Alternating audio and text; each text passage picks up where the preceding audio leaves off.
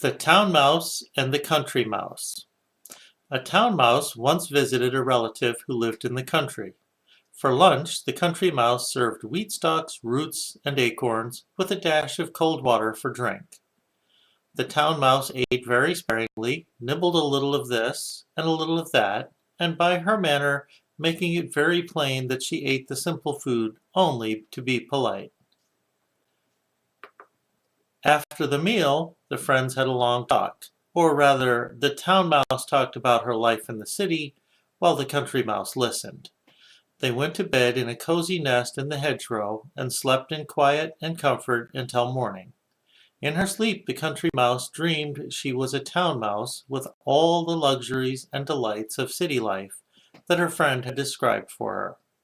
So the next day, when the town mouse asked the country mouse to go home with her to the city, she gladly said yes. When they reached the mansion in which the town mouse lived, they found on the table in the dining room the leavings of a very fine banquet. There were sweetmeats and jellies, pastries, delicious cheeses, indeed the most tempting foods that a mouse can imagine. But just as the country mouse was about to nibble a dainty bit of pastry, she heard a cat meow loudly and scratch at the door. In great fear, the mice scurried to a hiding place where they lay quite still for a long time, hardly daring to breathe.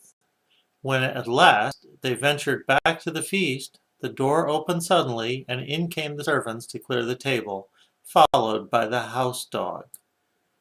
The country mouse stopped in the town mouse's den only long enough to pick up her carpet bag and umbrella.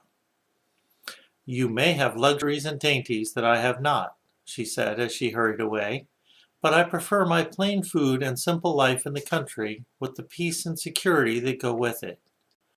Poverty and security is better than plenty in the midst of fear and uncertainty."